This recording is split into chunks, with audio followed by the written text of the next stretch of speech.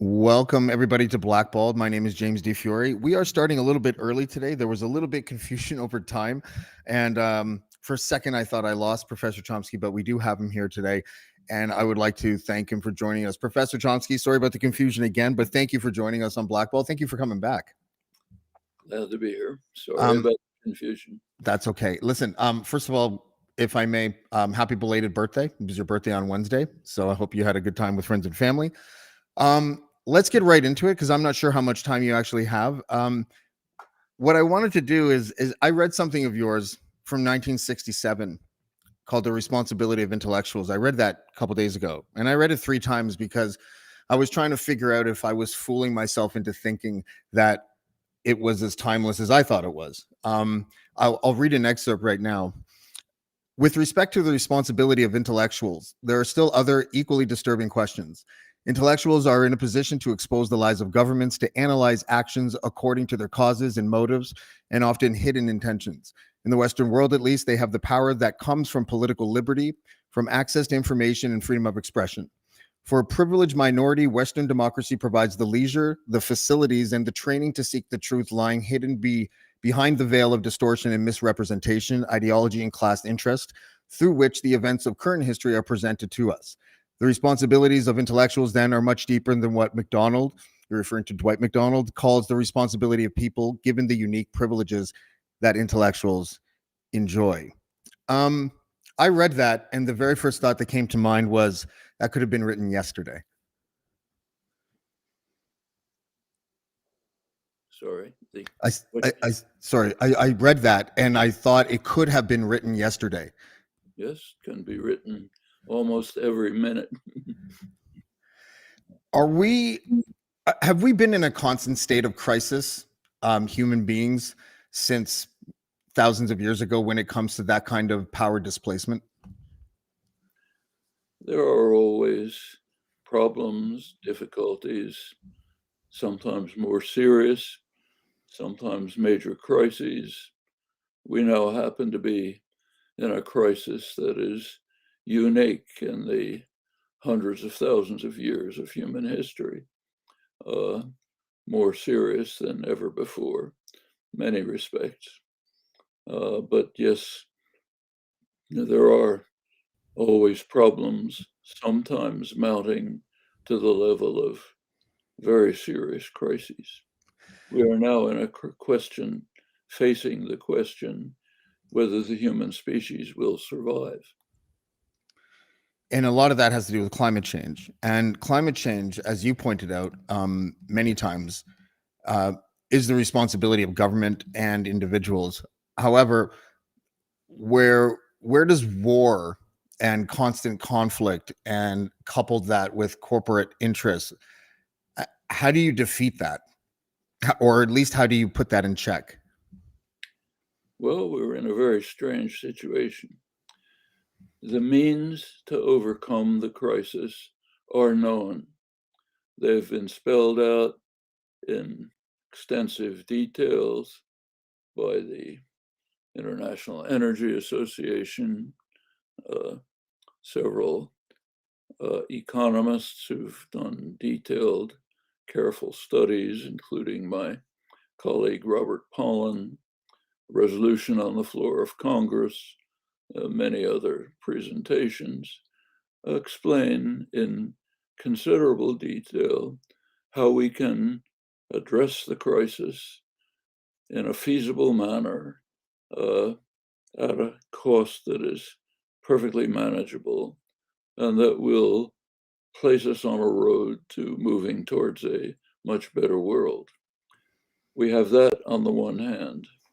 We have the pressure of many organized, active people, mostly young, and we have the resistance of power systems refusing to implement what can be done and driving us towards the precipice. We just saw that exhibited in Glasgow a couple of weeks ago. There were 2 events taking place, COP26, one inside the halls where the distinguished ladies and gentlemen were figuring out ways not to do anything. Their major decision was to meet next year while the world burns and see if they could think of something. Then outside in the streets were tens of thousands of demonstrators, mostly young, saying, "We'd like to survive. We'd like our children to survive. We'd like a better world. You know what to do. Go ahead and do it." Well, what our responsibility is plain and simple.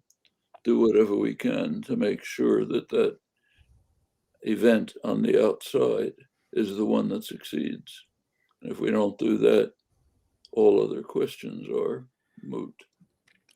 Does religion play a role in that? Because I remember hearing of American politicians. We're up in Canada, obviously, but American politicians who are, I think they're called dominionists. And what they believe is that no matter what they do, as far as decimating the planet and pollution, that God will take care of this planet. I can't tell when people who are powerful and claim to be religious are lying, or if they really are religious, and I can't tell which one is more dangerous. I can't read their minds. I assume they're saying what they think. And if those opinions prevail, we're finished. It's only a question of time. We will, in fact, if the Republicans come back into power, political power, next year, 2024, the game may simply be over. They're a denialist party in the hands of the fossil fuel companies, a semi-divinity whom they worship, who himself is the chief wrecker, wants to race to the precipice as quickly as possible in the interests of the short-term profit of the ultra-rich and the corporate sector, people he works for. And that might bring us to irreversible tipping points. It's a very close call. It's not over. There's time to do things, but the gap is getting narrower. Two of the biggest contributors to man-made climate change would be United States and China. You mentioned, I think it was 3 weeks ago, that the United States has a overly combative, I'm paraphrasing, relationship with China. Does the United States see themselves in China, maybe in the 1930s or something, where they are afraid that the type of imperialistic, maybe even colonialist, adventures, whatever you want to call it, misadventures around the globe, and that China is now going to be the next country to sort of fill that void, I guess you could call it. Actually, it's probably not a void at all because we're still doing it. But do they see themselves in China, I guess, is my basic question. Is that what frightens them? If you go back to the 1930s, in fact, into the China was regarded as a satellite of the United States. That's why China's on the has veto power at the Security Council. The U.S. insisted on that. Chiang Kai-shek's China was considered basically a client state. That less in the 1950s, there was a extreme rise in the yellow peril hysteria, which comes up periodically in American history. You go back a century, China was regarded as a potential threat to the existence of Western civilization. It's my dog chiming in. It's cute. I can't tell if it's a Chihuahua or a Border Terrier, but it's something in there. In fact, it was so extreme that the progressive writer, Jack London, actually wrote a story in which he said the gist of the story was that the United States should carry out bacteriological warfare to destroy the Chinese before they overwhelm and destroy us, which was, of course, utterly remote fantasy, but an indication of the kind of thinking that was going on. 1930s, it was different. Start in the 1950s, yellow perils revived. Goes up and back for a while. Right now, in American, the political class, the decision makers, intellectual elite, are perceiving China as a major threat to the United States. It's very interesting to ask what the threat is. Very hard to pin it down. Actually, there's an interesting article on this by former Prime Minister of Australia, Paul Keating, a respected international statesman in the Australian press. He runs through the alleged arguments, debunks them, finally concludes that the threat of China is that China exists. I mean, what he means is it's a major power. The United States can't control it, can't intimidate it, pursues its own paths, and that's not tolerable to a power that intends to maintain its global domination, to rule the world. And I think that's a pretty fair assessment. The United States is unwilling to accept the existence of another power that refuses to be intimidated or controlled. Europe is potentially a major force in the world, but it essentially bows to the United States. If the US imposes demands which Europe doesn't like, they say, we don't like it, but we'll obey. Many examples. But China isn't like that. They proceed in their own manner. They're proceeding to extend their influence over much of Eurasia, moving into development programs in Africa, Southeast Asia. The Shanghai Cooperation Organization, based in China, already has as members most of the Eurasian powers. Its eyes obviously are on Turkey and into Central and Eastern Europe, expanding its commercial, industrial, educational programs. Meanwhile, it's moving ahead in technological development. The United States is unable to stop any of that. And that's considered a threat. What it should be considered as an opportunity to cooperate in dealing with existential crises, which we will either cooperate in overcoming or we will destroy ourselves. Those are the alternatives. Did NAFTA, or actually did free trade and the export of manufacturing to places like China empower China? Are they like is the fear of China a creation of the West in how we sort of started to partition our workers from good jobs, for lack of better words? Well, we is a funny word. You and I didn't decide it. These are decisions made by the major corporations that dominate the economy and have an overwhelming influence on the government. Their decision is we can make more profit by exporting jobs to places with low wages, no environmental constraints, no workers' rights, no unions. Apple Corporation can make more money by authorizing Foxconn, for example, a Taiwanese company, to run its manufacturing operations in China, while Apple increasingly moves towards becoming what's called a rentier corporation, which makes its money on licensing, patents, and so on, and moves its corporate headquarters to Ireland, so that it doesn't have to pay much taxes. Now, that's called capitalism. That's the way it works.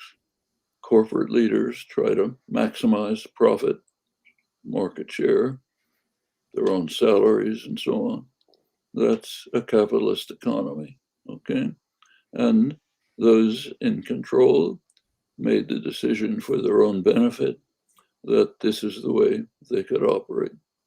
We didn't decide it. Did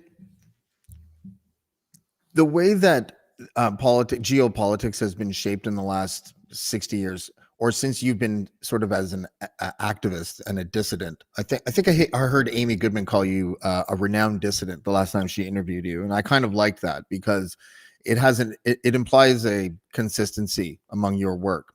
I know you don't like talking about yourself from what I hear, but you have seen a lot in your lifetime through your lens of history, and through that lens, I'm wondering, just to switch gears a little bit, what have you seen that has made you positive about the direction of humanity? Those young people in the streets of Glasgow, many others like them. A lot of bad things have happened in my lifetime. A lot of good things too. So this country, the United States, in many ways is a much more civilized country than it was, say, in the 1960s, could run through it. The reasons for these achievements are people like the young people in the streets in Glasgow. When I wrote the article that you quoted 55 years ago, it was the same thing. That was Vietnam, the context, correct? Vietnam, the civil rights movement, almost entirely young people at the forefront, sacrificing themselves, SNCC workers going through rural Alabama in freedom buses, great danger, trying to encourage a black farmer to take his life in his hands and register to vote, led to the civil rights movement. Young men in the 1960s who were refusing to join in a brutal, murderous war of aggression in Indochina, putting their lives on the line. Many suffered severely. Many other young women beginning to set up small consciousness-raising groups, the beginning of what led to the feminist movement. Well, these things are happening all the time. We see it happening right now. The climate strike, Extinction Rebellion, Sunrise Movement in the United States, which did bring the Biden administration to develop a moderately reasonable climate program. Those are reasons for hope. It's a shame that the responsibility is delegated to the young. As they sometimes point out, our generation's betraying them, not false. And we have to take up that responsibility and work to support them. Regarding civil rights, I asked you this, I think, last time as well. I think I asked you if there are lessons that modern day activists could learn from activists in the 60s and 70s, and you did say yes. I have a hard time understanding why voices like Coleman Hughes aren't heard as often as spokespeople from Black Lives Matter. Why is it that there seems to be a pushback on diversity of thought inside minority communities and oppressed communities? And I don't know if you have an answer for that. I feel like it's a little bit mysterious, like you're not allowed to be a Black moderate, for example. Oppressed communities are like others with more problems. In privileged communities, there's plenty of diversity of opinion. In oppressed communities, also, there's diversity of opinion with the extra, very serious problem that they are severely oppressed. That's in the forefront of their existence. It's not true for privileged people like me, and I presume you. Yeah, So I do okay. surprising, but and you know, they have to work out their problems in their communities. We have to work out our problems in our communities. Our community happens to be the community of the privileged, the educated. We are the ones, it's our broad community, which is in the process of destroying the world and driving this country towards deep authoritarianism. That's the privileged who are doing that. So we can talk about the things that are wrong in the Hispanic community if we like. That's for them to deal with. We can try to help if possible, but we have big problems right where we are, major ones. In fact, the worst ones that exist. Yeah, it's difficult as a white person to figure out how to be a good ally for, say, a Hispanic community or one of the Hispanic communities, because if there's diversity of opinion within that community, how do you know whose side is the right side to take? Like I don't.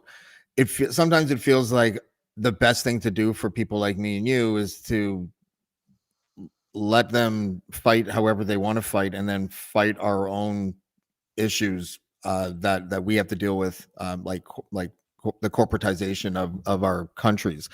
Or simply Yeah, white supremacy. One of yeah. the deep, When I hear that word, I don't. Sometimes it feels like it's been stretched. Like I understand the basic concept, obviously, but I'm going to have a hard time telling my son, and this is often a talking point for some groups, like some people in Black Lives Matter will say that my son and my daughter, who are 7 and 5, need to understand that they are part of the cogs that make the system of white supremacy. I don't know how to have that conversation, mostly because I don't really agree with it. I feel like you have to believe in that nefarious idea in order to be held accountable for it, because I don't know if I have time to really I'm just being honest. I don't know if I have time to really fight white supremacy when I'm raising kids and I'm trying to put food in their mouths. it's a major fact of the world in which we live. And young people, I had the same question with my own children and grandchildren, have to come to understand it, and they can. They can understand that our privilege happens to be a legacy of centuries of violent, brutal oppression from which many people are suffering right now. It doesn't mean we feel guilty for the hideous actions of slave owners, Jim Crow, and so on, but that we can dedicate ourselves to work to overcome this legacy and to overcome the sentiment and commitment to white supremacy that is all around us in our communities, in our society, in our government, everywhere. We can work to combat that. They can work to overcome it. They can become active as they grow up, as many others are, and say, we understand the history. We want to overcome the legacy. You look like you might have to leave, so I'll make this the last question. I'm really sorry. I'd like to apologize to my audience because I had thought that we were starting at 1 Eastern time, and Mr. Chomsky thought that we were starting at noon Mountain time. I think you thought. Yeah, everyone makes mistakes about That's it. okay. Can I get you back in 2022? We can work something out. Yeah. Okay, good. Let me just ask you this one last question, because it's something that I wanted to ask you last time as well. You have stated before, and this is paraphrasing Glenn Greenwald now, that if you have people that you look up to, that doesn't necessarily mean that you agree with everything that they say. My example is Christopher Hitchens. I thought he was a brilliant man. I thought he was a brilliant orator. His recall was exceptional, but I didn't agree with him on the Iraq War. I just wanted to allow you to just say whatever you wanted to say about this idea that you and Glenn Greenwald are feuding because you had a disagreement. Because I find those little infighting things among progressives, when they don't, especially when they don't exist, because I don't think it exists. I don't think you have a feud going with him. how damaging that is, and how much of a gift it is to to political opposites. So I was wondering if you could just speak on that before you go. Certainly is. You mentioned disputes and disagreements among Hispanics. That's harmful to their common interests. They have to work it out. Same is true in spades for us because of the much greater power and influence in the privileged communities of which we're lucky enough to be a part. So if Christopher Hitchens supports the Iraq War, worst crime of this millennium, we have to work harder to overcome that within our own communities. There's no other answer. Our prime concern always is what we can hope to influence. I can't do much about the crimes that are being carried out in Myanmar, for example. Can deplore them, can maybe do something. I can do a lot about the crimes that are being committed right here and under our influence and control.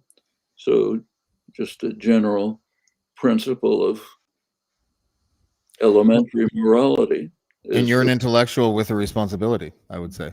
So just we to circle back. concentrate our activities on what we can influence. I'm afraid right now I'm going to have to. Yeah, that's okay. Mr. Professor Chomsky, thank you for joining us. And I bet you any money your dog really loves Glenn. Okay. I'll give the dog regards. Thank you very much. Have a great day. Thank you. That was Professor Chomsky. And once again, I'd like to just say to our audience that, we had a schedule that we wanted to adhere to, and it just didn't work out. And that's fine. Mr. Chomsky's trying to figure out how to hang up on me. Here, I'll hang up on you. I'll try my best. Anyways, my cursor's going crazy. This is weird. I think I've been hacked, Noam. What? My cursor won't allow me to hang up on you. Hold on. We'll get there. I'll hang up on you. Don't worry. I know. Let's see if we can. It's the greatest. Hold on.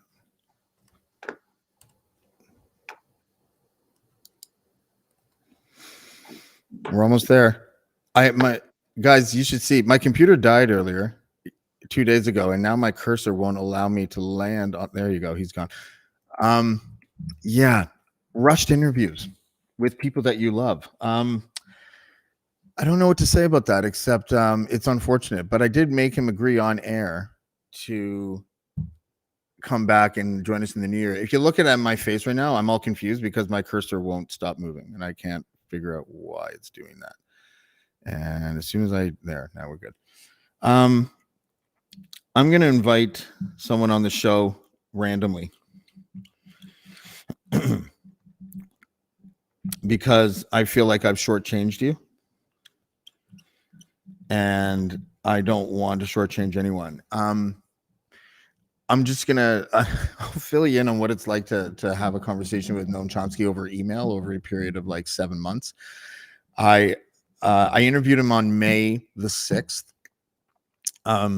just this year, and when the interview was over, I thanked him, and he said no problem, and we had a couple email exchanges back and forth, just talking politics and stuff. And then I think it was in July, it was my birthday actually, when I emailed him and I said, hey, do you want to come on the podcast again? And he said he was having health problems, and he said that it might not work out. And I just kept on sort of pressing him, and then he was like, you know what, I had a good time the first time, let's do it again. So what I would do is I would email him once a month since around August or September, maybe once every 3 weeks, just to nudge the thread back to the top of his inbox and be like, okay, we're all set, making promos now. My boss told me, this interview better happen, that kind of thing. And he came back on. I had Maxime Bernier on 2 days ago, and I got a lot of flack from people who probably really like Noam Chomsky. And they told me that what they thought was that I was giving a platform to somebody that didn't deserve it. And I couldn't disagree more. I think that you should be able to talk to anybody. And Noam Chomsky is one of the most interesting historical figures of all time. He's 93 years old. I might not have a chance to interview him again. And to be able to sit down with a guy that's seen so much, man, I wish I could have had. I had 90 minutes with him last time. But, he has seen, he got his doctorate in 1955 in linguistics. It was something called grammatical theory, I think, something like that. I tried to read about it. I have no idea at all what grammatical theory is, even after reading about it. And I can't even fathom being around for that long and being as coherent and as intelligent as he is. His climate change position now is sort of, I think, his last mission that he has. He's got a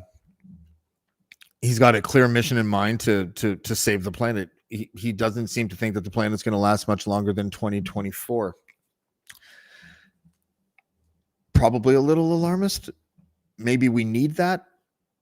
There is a tendency for activists, I think, to sort of overreach and to maybe exaggerate what the problem is. But he's so smart that it's really hard to disagree with him.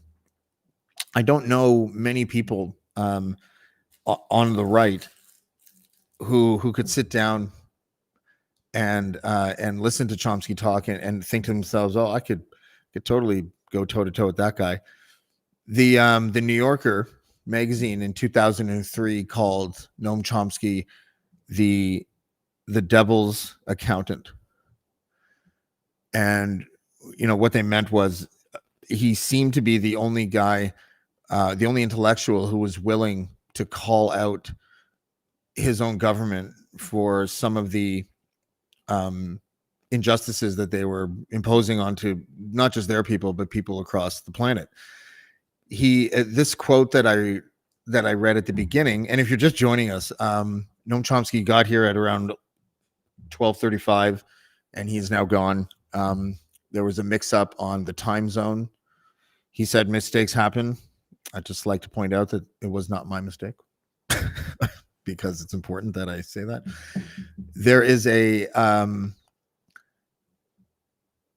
there is a consistency to his work, and this paragraph that I read at the beginning, with respect to the responsibility of intellectuals, there are other equally disturbing questions. Intellectuals are in a position to expose the lies of government, to analyze actions according to the causes and motives, and often hidden intentions.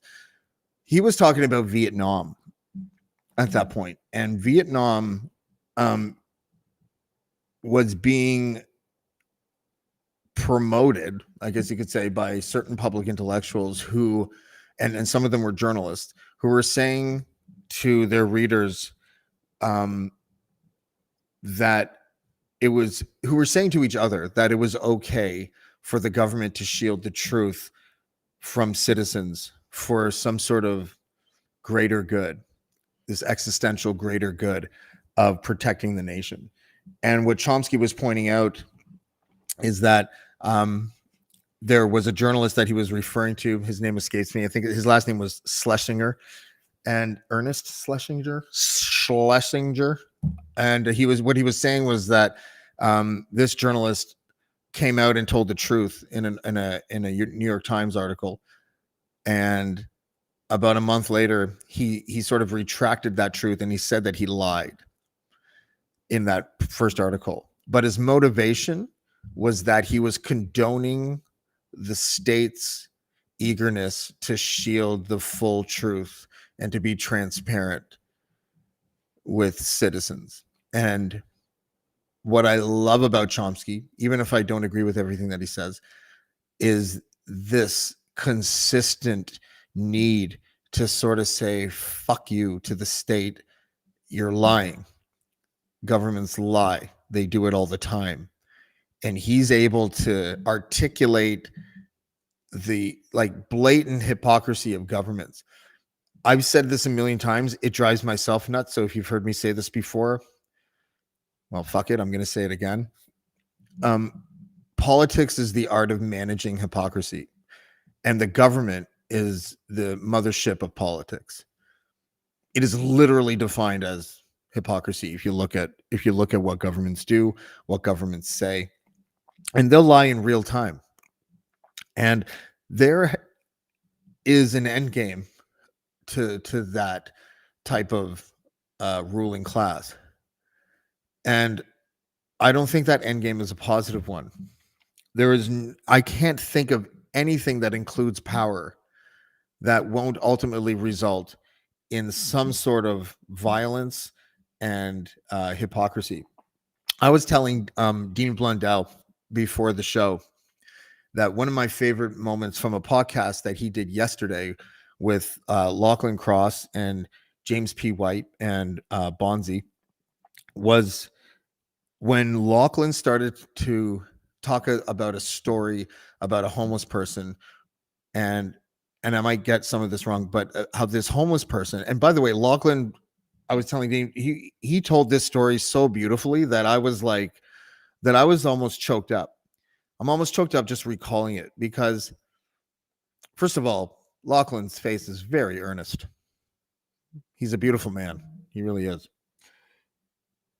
And he was telling a story about a homeless person who, instead of some guy giving him $20, he gave him a little place to stay in his restaurant, like a room and a cot or something. And he's like, wash dishes and you can have, I think it was room and board. And I guess that was a long time ago. And now that person has a trade and has a job and has a family and has a house. And he was saying to Lachlan that he couldn't imagine himself being where he is today if it wasn't for that act of kindness, which helped him a lot more than $20. So when I think of what Chomsky's been doing for 60 years, at least 70 years, really, but since the early 1960s, he is like a superhero of activism. The longevity of this man, the fact that that his heart is in the right place. Do I agree with his idea of what white supremacy is? Not really. I kind of feel like if we go to any country in the world, because a lot of activists like to say things like, this society was built by whites for whites, and it's like, yeah, okay, pretty sure Nigeria built their society for Nigerians. I'm pretty sure China built their society for Chinese, Japanese, same thing. And that's what people do. They no one builds a society for people that don't live there. So there's a couple points of separation, but it doesn't matter because I know my place in history, and it is not in the same universe as Noam Chomsky. He went to Fred Hampton's funeral. He was speaking out about these issues, about the civil rights in America, especially among Black people, at a time when it was still fashionable to use the N-word, at a time when Black people didn't have the right to vote, at a time when, even today, interracial dating still seems to have, rubs people the wrong way. And I don't like to label people racist unless I feel like they're actually a racist. I find that term is thrown around too much. I do think that the 4 years that America spent under the thumb of the big orange daddy, or the bod, as I like to call him, it didn't. I don't know if it created more racism, but it certainly lifted the curtain a little bit. And I wonder if, in his quieter moments, if someone like Chomsky has this thought that, not that it was all for nothing, but that the slow, or the lack of a slope, it's the incrementalism of progress, not just in the United States, but in the whole world. Like, why is it like that? Why is it that powerful people who can finance revolutionary ideas in science, like the Koch brothers, they made a fortune in chemicals, but these chemicals had a purpose. They did the job because they figured out the science and they figured out the job and they applied that science to that job. Fracking, things like that. So they're smart enough to know that the climate, yes, it's been changing since before man got here, but we have put so much bullshit into our atmosphere and we have polluted this planet so much that they don't have a scientist beside them that's like, kind of killing the planet. you might want to roll in the profits for a second. I admire people that spend their entire life dedicated to causes like that. I wish I had some of that in me. I wish I had something in me, that would give a job to a person that had nothing. A lot of my friends don't know this, but I was homeless for a little while in 2006, and not the kind of homeless where like I was the guy on the couch for like a year and a half before that, but then for like 2 weeks, 3 weeks, something like that, I slept in parks. I didn't want, my family had probably had enough of me borrowing money. My friends had enough of me being the guy on the couch, and I had nothing. I didn't ask anybody for change, but fuck, I was helpless. I had to figure it out. And I'm bringing that up because I feel like being an activist must feel like, especially when progress doesn't move as fast as you would like, I feel like being an activist must feel like you don't have a roof over your head sometimes. Like some of the stuff that they were fighting for in the 1960s, people are still fighting for. I hope he lives to be 110 years old, Noam Chomsky. And if he does, I'll have him on the podcast as a 108-year-old man. It'd be cool if he was one of those dudes that put his head in a jar and then he just got to he still showed up at activist protests, but like, Amy Goodman's grandkid was like holding up Chomsky's head or something like that. That would be awesome. But Professor Chomsky did say he was going to come back in 2022. So again, if you're just joining us, Noam Chomsky made an early interview appearance and an early departure. We're going to get him back. And thank you for joining us on Blackballed. I really appreciate it. Have a good one.